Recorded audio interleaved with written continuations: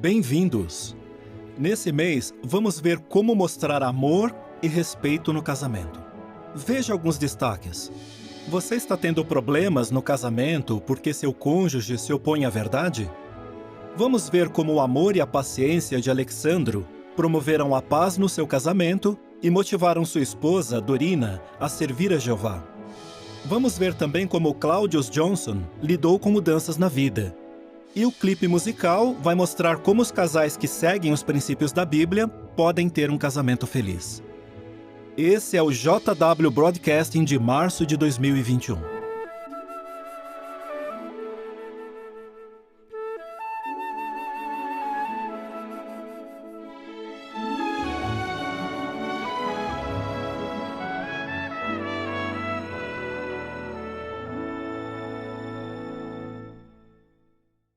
Jeová criou o casamento para que marido e esposa tivessem um relacionamento feliz.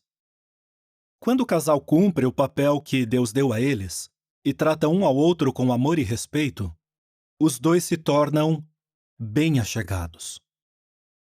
Se o casal tem o hábito de seguir os princípios da Bíblia, o casamento deles pode ser comparado a essa roda.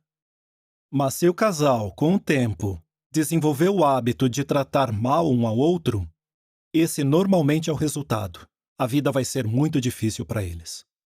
Vamos ver o que Jeová diz sobre o papel do marido e da esposa e depois ver como o amor e o respeito são a chave para um casamento feliz. Então, que papel Jeová deu ao homem e à mulher no casamento? Bom, Jeová colocou o marido como cabeça da família. Efésios 5:23 diz: o marido é cabeça da esposa. Então é ele que toma as decisões finais na família. E suas decisões vão mostrar amor pela família e que ele entende as necessidades físicas, emocionais e espirituais deles. Em 1 Coríntios 11:3, nós temos uma ideia de como Jeová encara o papel do marido. Ao lermos esse texto juntos, imaginem Jeová dizendo aos maridos: sim, vocês são cabeça da família, mas quero que saibam que o cabeça de todo homem é o Cristo. O cabeça da mulher é o homem. Parece muito um pai dizendo ao futuro genro: você pode se casar com a minha filha, mas é melhor tratá-la bem, senão você vai se ver comigo. Bom, aqui Jeová está dando um recado ao marido. Você vai prestar contas a ele pelo modo como trata a sua esposa. Isso dá aos maridos o que pensar, não é? E qual o papel da esposa? Jeová deu à esposa o papel de companheira do marido. Assim eles podem conversar sobre assuntos da família e trabalhar juntos pelo sucesso do casamento. Jeová colocou a mulher sob a chefia do homem. E assim, o papel dela é estar sujeita a ele. Efésios capítulo 5, versículo 22, diz: a esposa esteja sujeita ao marido como ao Senhor. Sujeita? Falando assim, pode até soar mal. Você tem que estar sujeita. Mas, será que a esposa estar sujeita ao marido é uma coisa ruim? Não. Quando a Bíblia fala sobre sujeição no casamento, não está minimizando a esposa. Está falando sobre o papel dela. Vocês são uma equipe, cada um com um belo papel a cumprir. Podemos ilustrar com um casal patinando no gelo. À medida que eles se movem com elegância sobre o gelo, será que a gente fica pensando: por que nunca é a mulher que levanta o homem? Bom, olha para ele, olha para ela. Fica claro quem deve levantar quem. Assim como nós admiramos o papel da mulher na patinação no gelo, o marido ama muito a esposa e dá valor ao papel dela como companheira, à medida que eles trabalham juntos pelo sucesso do casamento. Depois de considerar brevemente o papel do marido e da esposa, vamos ler juntos um princípio bíblico importante em Efésios capítulo 5, versículo 33, que deixa claro como Jeová espera que o marido e a esposa cumpram seu papel no casamento. Efésios capítulo 5, versículo 33. Cada um de vocês ame a sua esposa como a si mesmo. Por outro lado, A esposa deve ter profundo respeito pelo marido. Bom, a mensagem é clara nesse texto. O marido deve amar a esposa e a esposa deve respeitar o marido. Mas tem mais uma coisa que nós podemos aprender desse texto sobre o marido e a esposa. Jeová está dizendo o que cada um precisa. O homem precisa de respeito e a mulher de amor. Isso não quer dizer que os homens não precisam de amor e as mulheres de respeito. Mas quer dizer que os homens tendem a se preocupar mais com respeito e posição, e as mulheres, normalmente, com intimidade, união e amor. Esse princípio bíblico pode nos ajudar a entender por que marido e esposa agem ou pensam de forma diferente. Bom, essas diferenças afetam muitas áreas na vida de casado. Vamos ver então 3 exemplos de como esse princípio bíblico importante, de amor e respeito, nos ajuda a entender como marido e esposa conversam um com o outro, como resolvem problemas e como agem na frente dos outros. Vamos ao primeiro exemplo: como eles conversam um com o outro. Como a esposa dá mais importância a ser amada, ela geralmente enfatiza a amizade e a união quando conversa com seu marido. Ela não vê a hora de contar sobre o dia dela e assim ficar mais próxima dele. E ela também quer que ele conte para ela como foi o dia dele.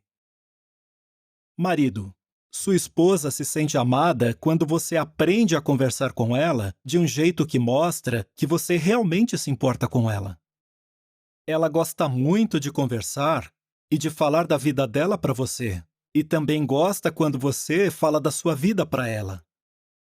Por exemplo, a esposa conta para o marido sobre algo que aconteceu com ela no dia.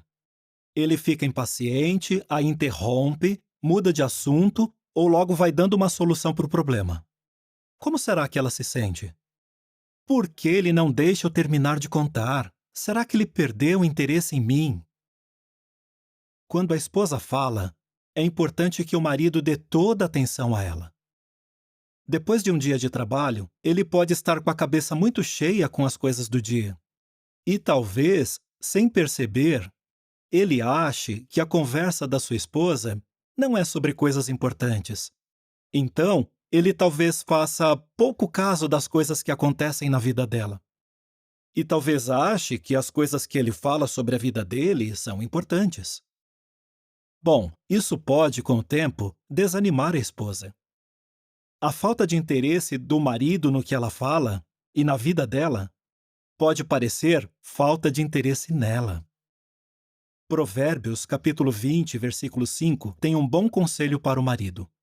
Diz assim: os pensamentos do coração de um homem, ou nesse caso de uma mulher, são como águas profundas, mas o homem de discernimento os puxa para fora. Esse é um ótimo conselho para os maridos. Marido, se quiser saber como sua esposa se sente, deixe que ela abra o coração. Isso mostra que você a ama e tem muito carinho por ela. Já os homens veem a conversa de forma diferente. A esposa pergunta para o marido: como foi o seu dia? Ele diz: foi bom, nada demais. Só que mais tarde, quando eles estão com alguns amigos, ele conta uma coisa que aconteceu no trabalho. Aí ela pensa: por que ele não contou isso para mim quando eu perguntei para ele hoje? Bom, como o homem se preocupa mais com respeito, ele geralmente usa a conversa para conquistar o respeito de outras pessoas. Pode ser que o marido ache que já tem o respeito da esposa, então ele não precisa contar a história para ela. Esposa, você pode incentivar o seu marido a falar da vida dele por mostrar interesse nas coisas que ele faz. Se você disser para ele: não me venha falar sobre essas coisas de trabalho, então ele não vai falar. E você vai ficar de fora de uma parte da vida dele. Mostre que você tem orgulho do que ele faz pela família. Se interesse na vida dele, no que ele acha disso ou daquilo e nos desafios que ele já venceu. Você talvez não ache o trabalho dele interessante, mas lembre-se, é importante para ele. Vamos ver o segundo exemplo: como eles resolvem problemas.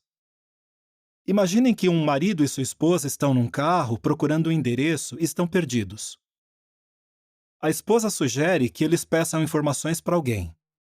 Ela fica pensando: por que ele não pergunta? E ele fica pensando: por que ela não deixa eu encontrar o caminho sozinho? Viu só? Como o homem se preocupa mais com o respeito, ele não quer passar a impressão de que está perdido. Se ele tiver que pedir informações para outra pessoa, ele pode achar que não tem o controle da situação. É uma questão de honra para ele, e ele quer que ela veja que ele consegue se virar sozinho. Já a mulher, talvez nem pare para pensar nisso. Para ela, é apenas uma conversa entre eles e um estranho. Eles pedem ajuda e encontram o caminho. Em 1 Coríntios 7,33, Jeová diz: mas o homem casado se preocupa em como pode agradar a esposa. Esposa, seu marido se preocupa em ter a sua aprovação e respeito. Mas, maridos, cuidado para que o desejo de ter respeito faça com que vocês não sejam razoáveis. Não faz mal nenhum pedir ajuda de vez em quando. Já a esposa tem que tomar cuidado para que suas palavras ou tom de voz não mostrem impaciência quando seu marido tenta resolver um problema. Uma esposa que vê que o marido está se esforçando para resolver os problemas da família vai entender o que ele faz e vai fazer a parte dela para apoiá-lo até nas coisas pequenas da casa. Quando a esposa apoia o marido em coisas pequenas, isso aumenta a confiança dele na ajuda dela e pode determinar se o marido vai tomar a liderança em coisas maiores. Vamos ao terceiro e último exemplo: como eles agem na frente dos outros. Você já viu um casal em que um deles está contando uma história e o outro fica interrompendo e corrigindo o tempo todo? Ou o marido está dando uma instrução e a esposa fica questionando o que ele diz? Ou o marido está contando uma história desagradável que deixa a esposa magoada? Como Efésios 5,33 pode ajudar a esposa nessas situações? Já que o marido se preocupa mais com respeito, ele vai se ofender mais facilmente com os comentários que a esposa talvez faça na frente de outros. O marido pode ficar muito magoado quando sua esposa o contradiz na frente de outras pessoas. Provérbios capítulo 31, versículo 12, diz o seguinte sobre a esposa: ela o recompensa com o bem, não com o mal, todos os dias da sua vida. Então, esposa, quando estiver em público ou até com a família e filhos, tente não discordar dele, corrigi-lo ou assumir o controle do que ele está fazendo. O modo como você fala com seu marido, na frente de outras pessoas, mostra seu grande respeito por ele e faz com que outros o respeitem mais, incluindo os seus filhos. Bom, como Efésios 5,33 pode ajudar o marido a agir na frente de outros? Quando estiverem em público, o marido deve fazer o que diz Provérbios, capítulo 31, versículo 28. Diz assim: seu marido se levanta e também a elogia. Hoje em dia, é comum os maridos fazerem piadas ou até dizer coisas que rebaixam a esposa. Mas como a esposa se preocupa mais com união e amizade, ela pode ficar magoada com coisas depreciativas que o marido diz só para arrancar risadas. Marido, para sua esposa, você é o melhor amigo dela, em quem ela confia. Se você quebrar essa confiança, ela vai achar que você não a ama. A melhor hora para conversar sobre os problemas é, em particular, ou, se necessário, falar de um modo que outros não consigam ouvir o que vocês estão falando. Desse modo, a esposa mostra profundo respeito pelo marido e o marido mostra que ama sua esposa. Em resumo, nós consideramos 3 situações em que o princípio de amor e respeito ajuda o casal a ser feliz: como eles conversam um com o outro, como eles resolvem problemas e como eles agem na frente dos outros. Um bom casamento exige esforço. Como está seu casamento? Você diria que vocês desenvolveram bons hábitos ou maus hábitos ao lidarem um com o outro? Quando foi a última vez que vocês conversaram sobre amor e respeito um pelo outro? O princípio bíblico que vimos em Efésios 5:33 pode ajudar o casamento de duas pessoas imperfeitas. Em apenas algumas palavras, Jeová nos mostra um princípio-chave de como um casamento deve ser. Ele diz o que cada um precisa e com o que se preocupa mais. Os maridos se preocupam mais em ser respeitados e as esposas se preocupam mais em ser amadas. E esse princípio é essencial para se ter um casamento que agrada a Jeová. Se você quer ter um casamento que funcione segundo os padrões de Jeová, então se esforce para colocar em prática o princípio de amor e respeito no seu casamento. Como podemos saber que os princípios bíblicos para os casais dão certo? Porque deram certo para o povo de Deus no passado. Na encenação a seguir, veja o que esposas e maridos podem aprender do exemplo de Sara.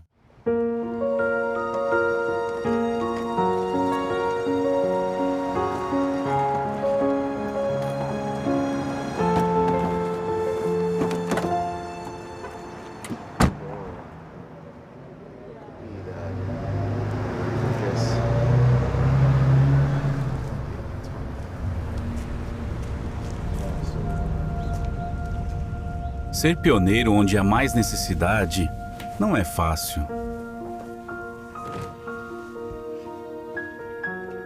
Depois de passar o dia todo no campo, eu tinha uma parte para preparar. Ainda bem que a Jéssica cuidou de tudo. Assim eu pude me concentrar na parte. Ela é demais.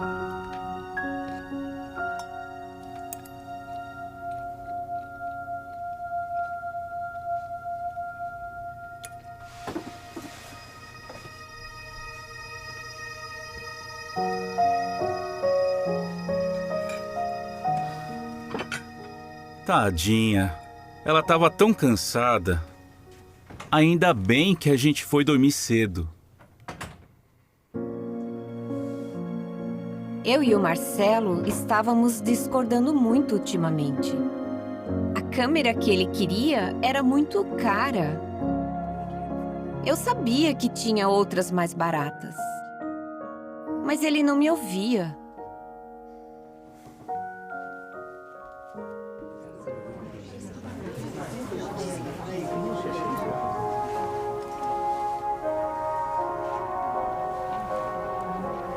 Às vezes, eu acho que meu marido não toma boas decisões.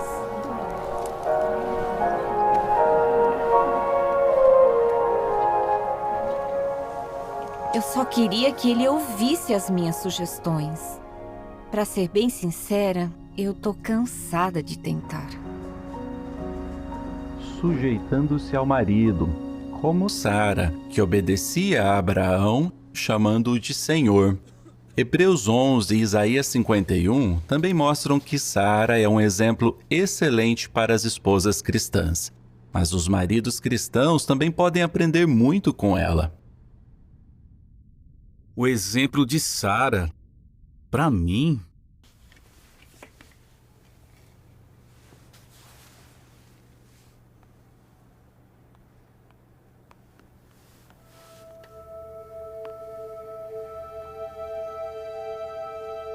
Sara estava disposta a fazer uma viagem para lugares totalmente desconhecidos.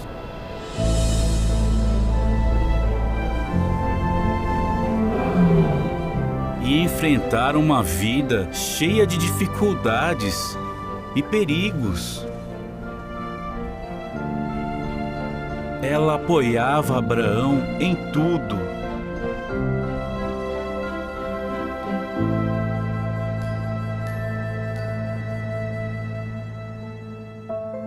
Assim como a Jéssica.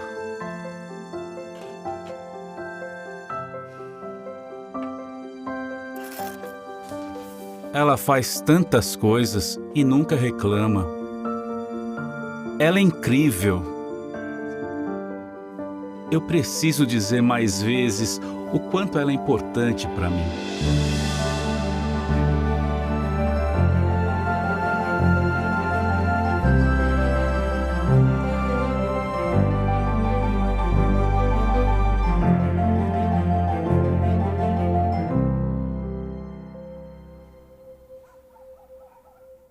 Sara era submissa e obedecia o seu marido, mas ela também expressava a sua opinião.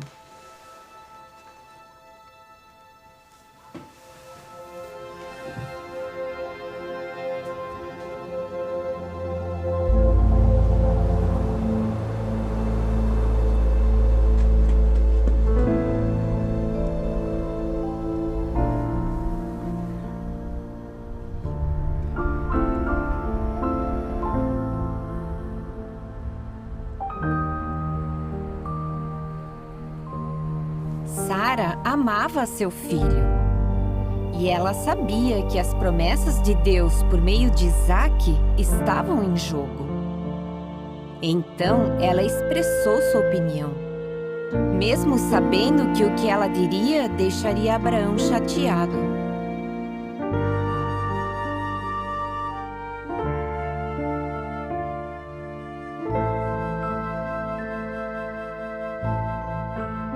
Ela deve ter pensado muito bem antes de falar com Abraão.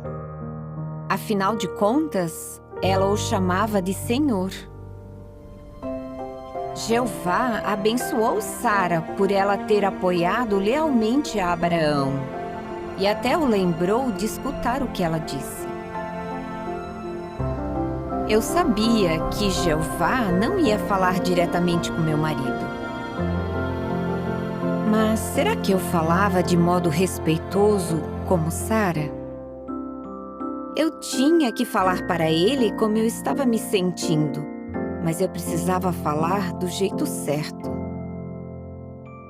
Naquela noite, nós conversamos e, aos poucos, as coisas começaram a melhorar.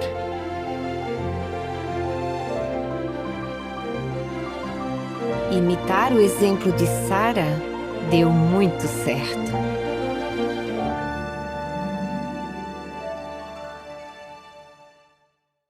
No vídeo a seguir, vamos conhecer Claudius Johnson.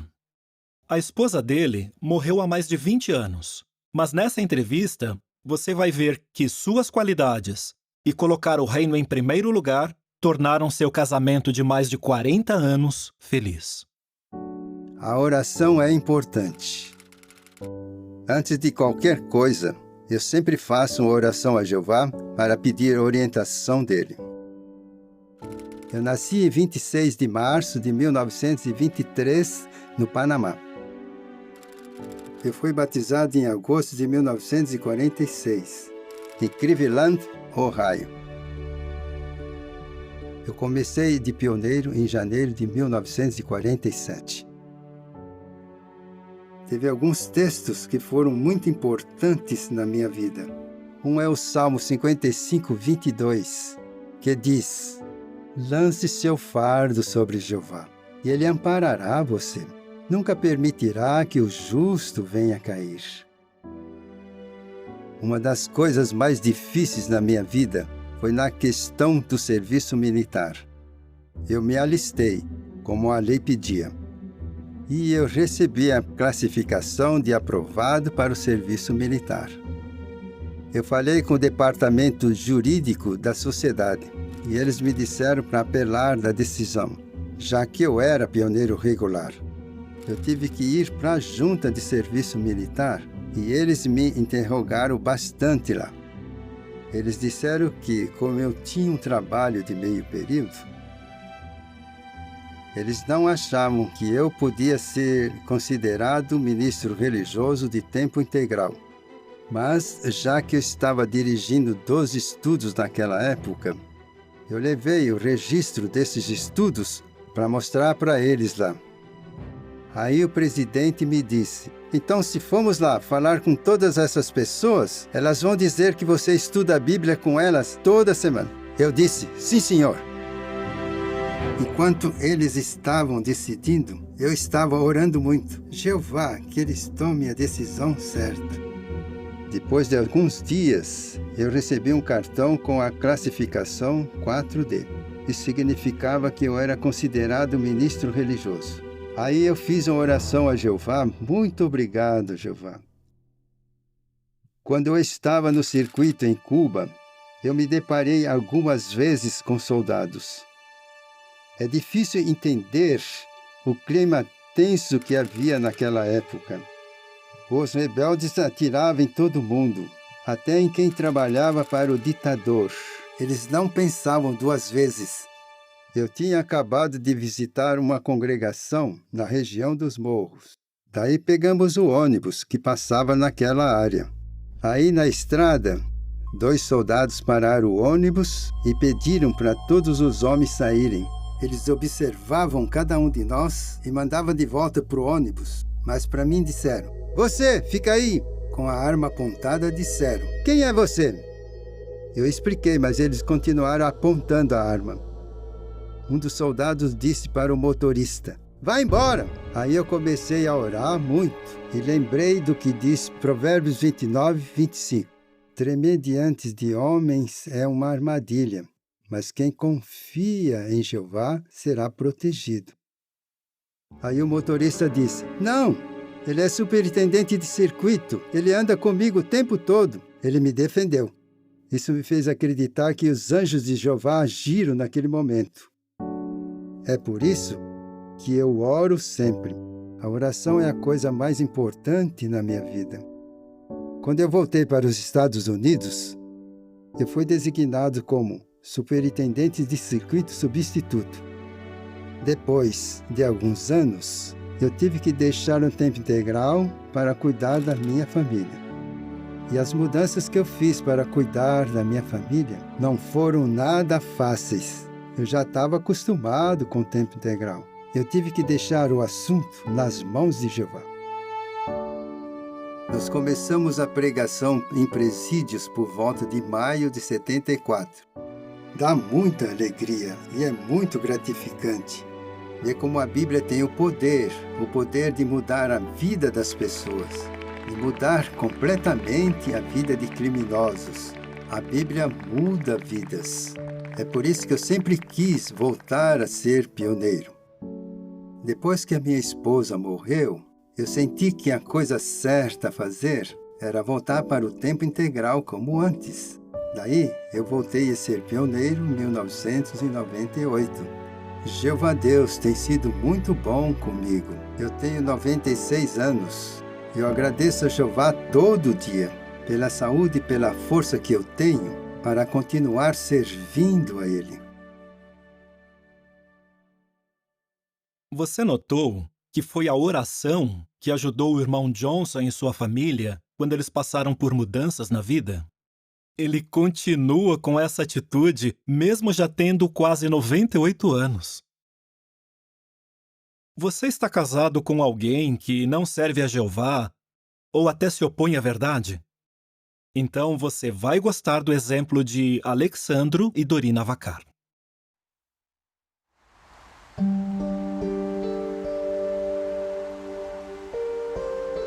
Eu comecei a estudar a Bíblia em 1993. Eu tinha 43 anos de idade. Eu já era casado há 19 anos e tinha 2 filhos. Naquela época, eu não sabia se ia me tornar uma testemunha de Jeová ou não, mas aceitei um estudo bíblico. Já que meu marido tinha pedido, eu aceitei estudar a Bíblia com ele.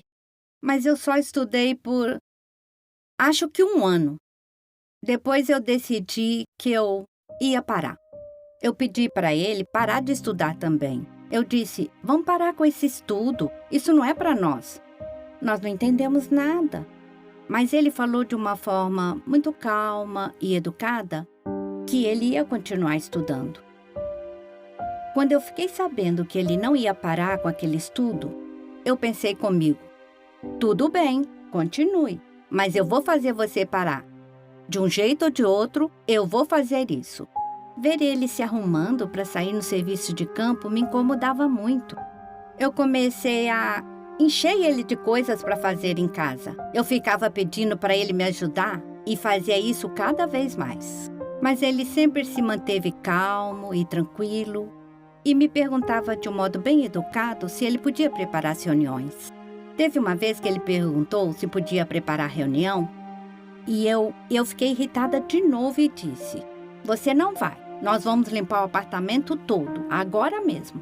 Quando terminamos a limpeza, já era meia-noite. E ele veio me perguntar com muita calma se ele ainda podia me ajudar com alguma coisa. Realmente não foi nada fácil para ele ter que lidar com todas aquelas coisas que eu fazia. E depois que ele se batizou, eu tentei atrapalhar ainda mais. Mas ele nunca revidou. Ele continuava calmo, aguentando tudo aquilo. Eu estava tentando entender por que ela agia daquele jeito. Mas não foi nada fácil para mim lidar com... Foi difícil lidar com as críticas, as respostas duras que ela dava. Eu pensei em desistir. Eu pensei, não faz sentido continuar desse jeito. Até falei com o irmão que estudava comigo. Eu disse para ele, eu quero parar, mas o irmão me incentivou e disse, não pare. Não desista do estudo. Pode ser que a sua esposa volte a estudar também. Essas conversas sempre me animaram bastante. Daí, depois do estudo, eu mudei a forma como via a situação. Eu sempre amei a minha esposa e eu sempre quis que ela estivesse aqui, do meu lado. E ele sempre me dizia que ele me amava muito. Ele sempre dizia isso, muitas vezes. E às vezes ele me perguntava se eu também amava ele. Às vezes eu respondia, às vezes eu apenas sorria, mas sem dizer uma palavra. Eu até pensei, esse homem me ama. Ama mesmo. Eu fiquei impressionada com a bondade dele. Fiquei mesmo. E muitas vezes eu pensava, esse homem podia me bater, ele podia me forçar. Você vai estudar a Bíblia, sabe? Não, ele nunca fez isso. Ele nunca levantou a voz e nem foi grosseiro. Não, nunca. Quando ela percebeu que eu nunca revidava, que eu nunca tratava ela mal e não era grosseiro com ela, aos poucos ela foi ficando mais calma. Com o jeito calmo dele, ele começou a me convidar para ir às reuniões. Ele ficava me convidando e às vezes eu até aceitava.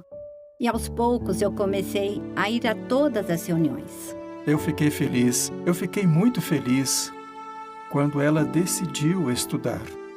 Em agosto de 2006, eu voltei a estudar a Bíblia de novo. E em março de 2007, eu me tornei uma publicadora não batizada. E em julho de 2007, eu tomei uma decisão. Agora eu queria me batizar. Eu estava no departamento de batismo. Eu tive o grande privilégio de batizar a minha querida e amada esposa.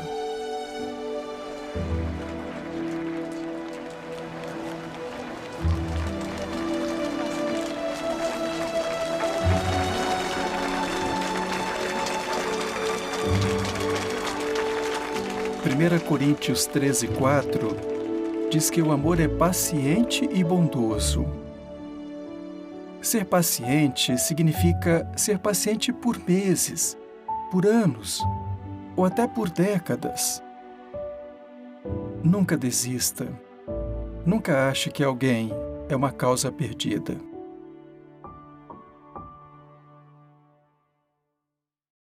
É verdade que o casamento de Alexandro e Dorina foi difícil por um bom tempo, mas Alexandro não perdeu a paciência.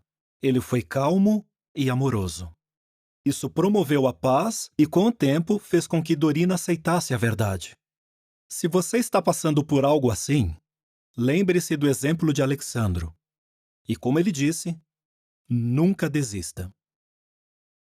Eclesiastes capítulo 4, versículo 12, fala de um cordão tríplice que não pode ser facilmente rompido. Isso se aplica ao casamento cristão. Mas o que significa um cordão tríplice? E como ele torna um casamento feliz? Nós vamos ver isso no vídeo a seguir.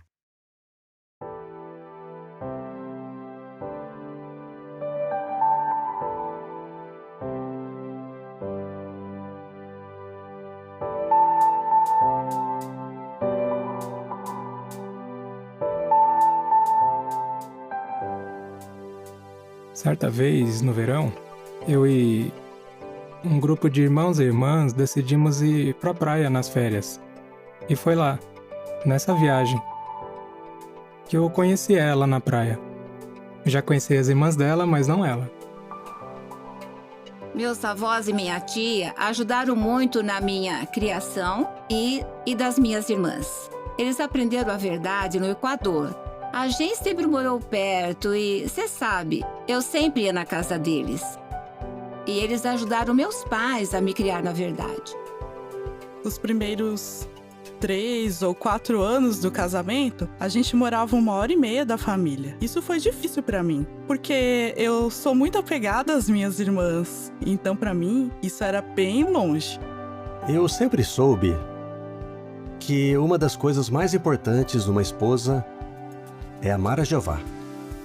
Eu lembro que os meus pais sempre diziam, e nas reuniões também, ache alguém que ame mais a Jeová do que a você. Mas isso não é fácil. E eu consegui achar alguém assim, que ama mais a Jeová do que a mim. E ela mostra isso o tempo todo, que Jeová é o mais importante. Eu acho que essa é a chave para um casamento feliz. Eu acho que o maior desafio no nosso casamento foi o primeiro ano no circuito. Foi muito difícil, ficaram 5.000 quilômetros longe da família e começar uma vida nova. 2 meses depois, meu avô morreu. E 6 meses depois, minha mãe também.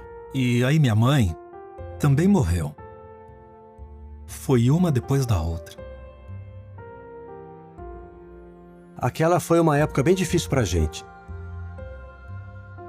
Foi bem difícil aguentar toda a dor e sofrimento de perder nossas mães e o avô delas. Muitas vezes a gente sentia que não dava para continuar, e isso era horrível. Foram 8 meses e 10 dias entre a morte da mãe delas e da nossa.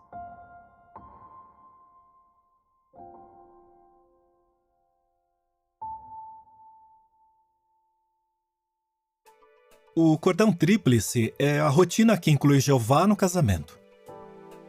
Ler a Bíblia juntos, sair no campo juntos, fazer coisas do dia a dia juntos. Quando você faz isso, Jeová está presente em seu casamento. A gente acha que é a nossa leitura da Bíblia. Na verdade, a gente não acha, temos certeza que ela é muito importante para nós. Nós escolhemos um livro, começamos a ler, e é isso que nos deixa unidos. A gente já servia como pioneiro antes do casamento. E depois, a gente deu um jeito de continuar nesse serviço juntos, para que a gente pudesse continuar dando o nosso melhor para Jeová. Temos que sempre confiar em Jeová. Ele é a melhor pessoa para confiar. Nós passamos muito tempo juntos, viajando de cidade em cidade, e nós temos muito tempo para pensar, para conversar, se aproximar mais um do outro. E isso nos aproxima mais de Jeová e também entre nós, um do outro. E nós temos muito tempo para conversar sobre as visitas, sobre os irmãos e nossos sentimentos. Teve uma designação que foi bem difícil para a gente, mas também foi uma das melhores durante todos esses anos em nosso serviço no circuito. Porque somos nós 3 e Jeová é uma parte importante do casamento. Não importa o que acontece, se algo com Peter ou comigo, em qualquer dificuldade, Jeová nos mantém fortes e unidos. Ele está sempre lá. E isso acontece não apenas quando a gente faz coisas espirituais. A gente faz isso juntos, mas também quando tentamos fazer tudo do jeito de Jeová. Somos melhores amigos e, além do campo e das reuniões, gostamos de passar tempo juntos. Gostamos muito de fazer coisas ao ar livre. Quando estamos passando por um problema, nós oramos a Jeová especificamente. Jeová, me ajuda com esse problema. E a nossa designação nos ajuda a estar sempre juntos porque nós temos os mesmos alvos. Trabalhamos juntos pelos mesmos objetivos. E a nossa rotina espiritual nos ajudou a lidar com fases difíceis que tivemos na vida. Já que Jeová é o nosso Criador, o soberano do universo, Ele tem o direito de nos dizer o que fazer. Ele nos dá orientações e quando você segue, você é feliz de verdade. Nós somos imperfeitos, mas as orientações de Jeová funcionam. A gente viu isso.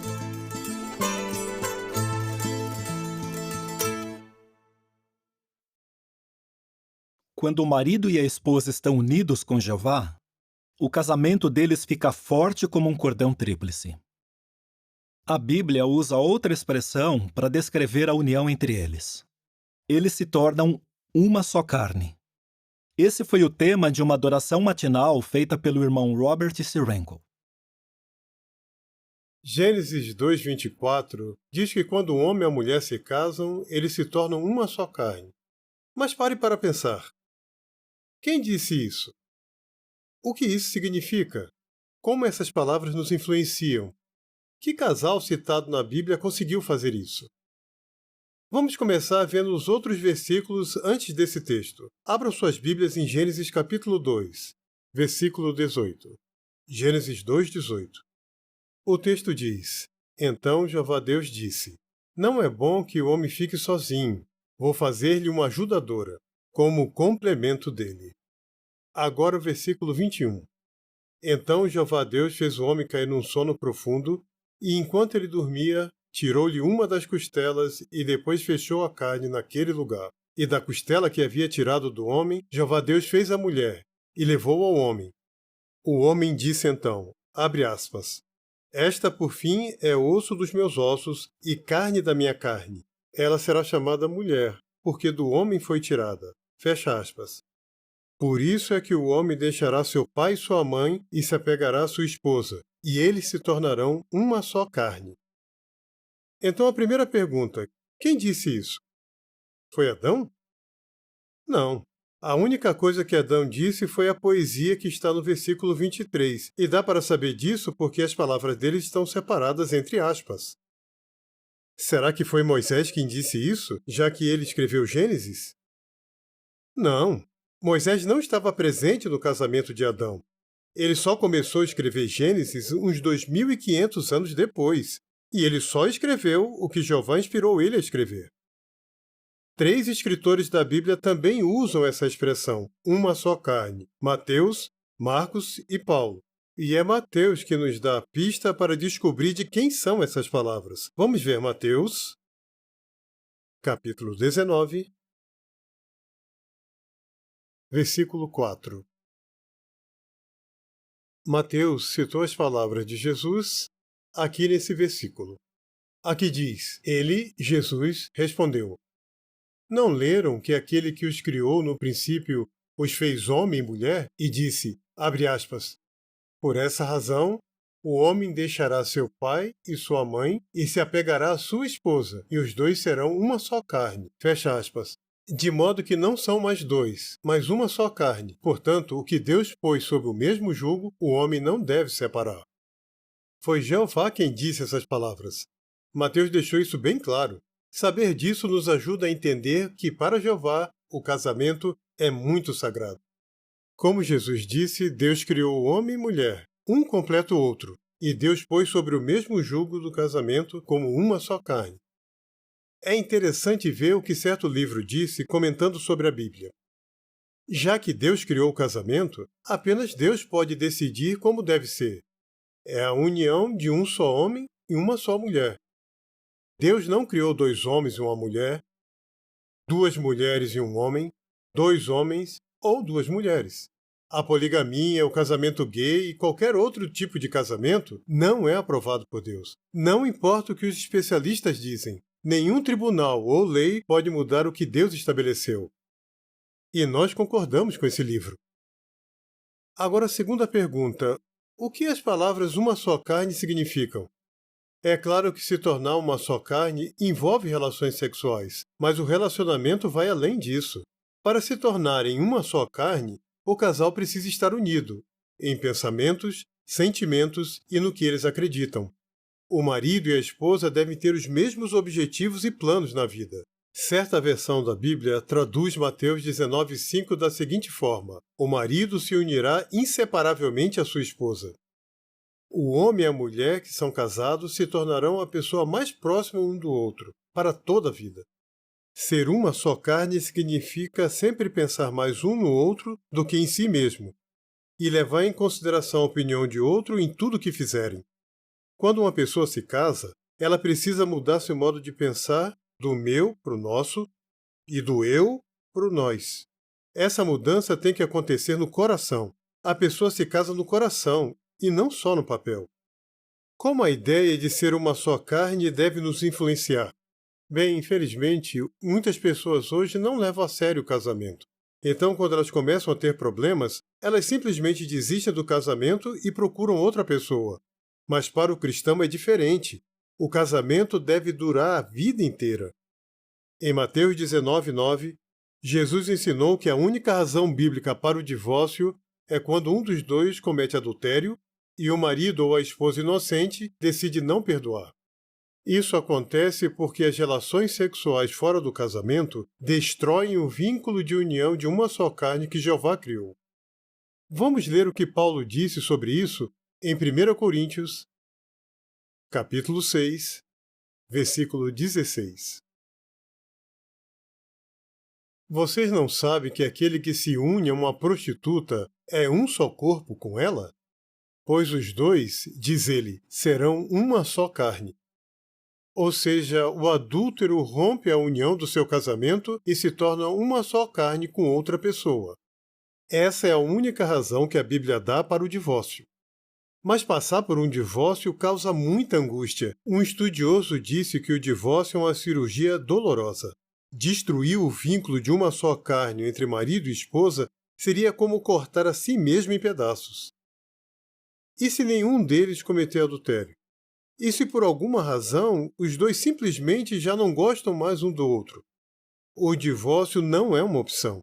Em vez disso, eles precisam relembrar o que os atraiu um ao outro e se esforçar para despertar esse sentimento de novo. E, além disso, buscar a ajuda de Jeová para fortalecer o casamento e também a espiritualidade. Agora, a última pergunta.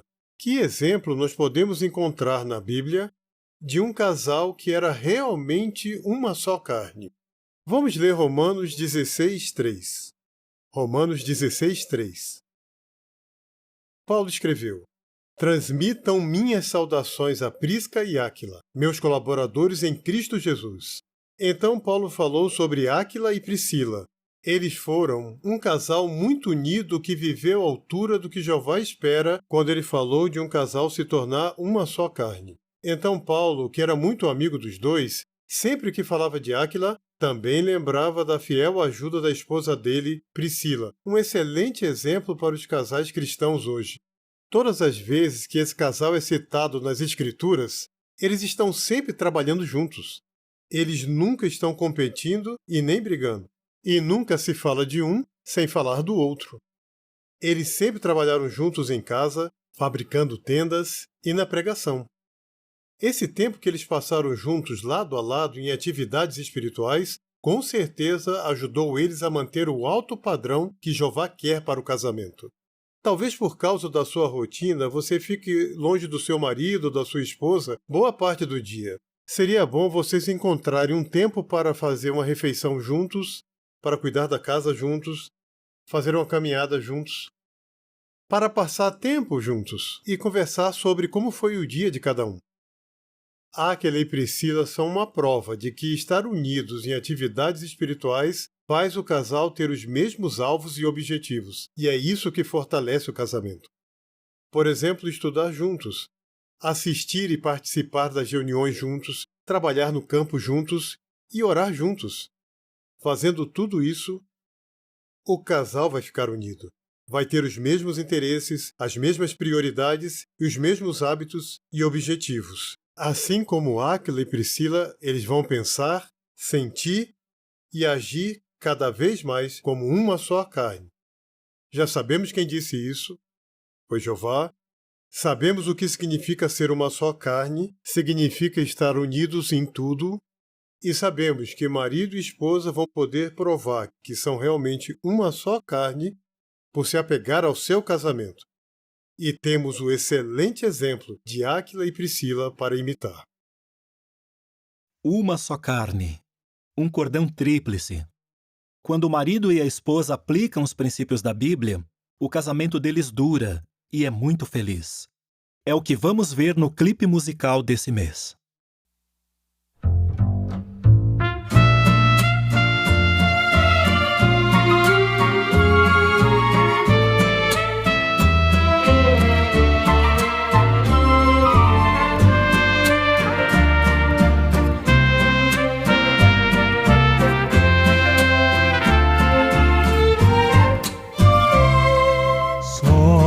Você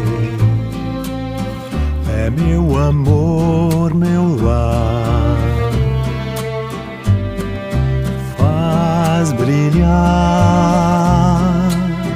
a minha vida.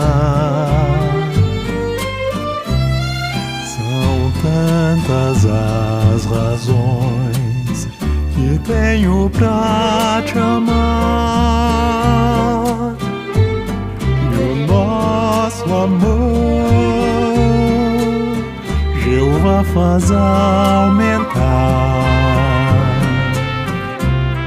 Você me faz feliz e sempre me apoiou. Eu vejo em seu olhar respeito e amor. Chegamos juntos aqui e juntos vamos seguir. Os anos passarão, mas meu coração quer só você.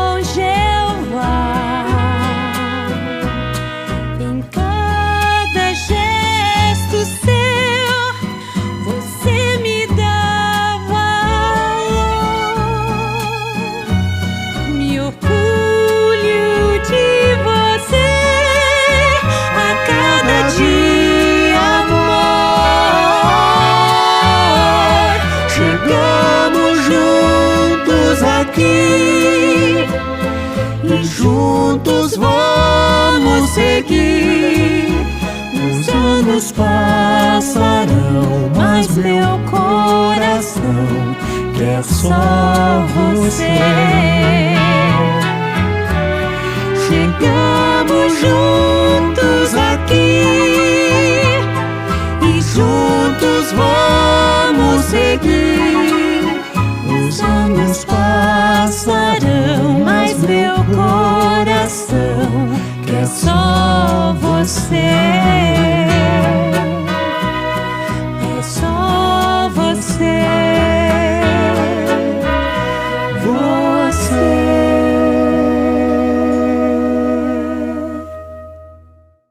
O tema do programa desse mês foi: mostre amor e respeito no seu casamento. O exemplo de Sara mostrou como a esposa pode dar sugestões ao marido e como o marido pode mostrar que dá valor à esposa. Nós também vimos como é importante orar quando passamos por mudanças na vida. E o amor e a paciência de Alexandro ajudaram sua esposa a servir a Jeová. Por incluir Jeová no casamento, o casal pode vencer desafios e servi-lo juntos. Para terminar o programa desse mês, vamos fazer uma visita aos nossos irmãos na Guiana. A Guiana tem mais de 750 mil pessoas e fica no nordeste da América do Sul. Esse país tem belas florestas, plantações de cana-de-açúcar e muitas pastagens. É uma região quente, úmida e de muitas chuvas. De fato, Guiana significa terra da água. Esses irmãos são de uma congregação em Charity, uma região da Guiana onde os irmãos pregam bastante ao longo do rio. Muitas pessoas vivem na zona rural e a maioria delas moram em povoados no litoral. Essa é Baramita, uma comunidade que fala o idioma caraíba e que é conhecida pela mineração de ouro. A congregação ali tem 119 publicadores e eles dirigem uma média de 228 estudos por mês. Baramita também tem um escritório remoto de tradução. Muitas pessoas moram espalhadas na floresta e os irmãos precisam andar horas e horas para encontrá-las. Como a estação de chuvas dura mais de 6 meses, a viagem pode ser bem difícil, mas isso não impede os irmãos de pregar. Essas são casas típicas da comunidade caraíba em Baramita, e os nossos irmãos pregam a todos que encontram, desde produtores de mandioca até mineradores de ouro. Nossos irmãos e irmãs da congregação Baramita mandam seu amor cristão a todos vocês. Direto da sede mundial das Testemunhas de Jeová, esse é o JW Broadcasting.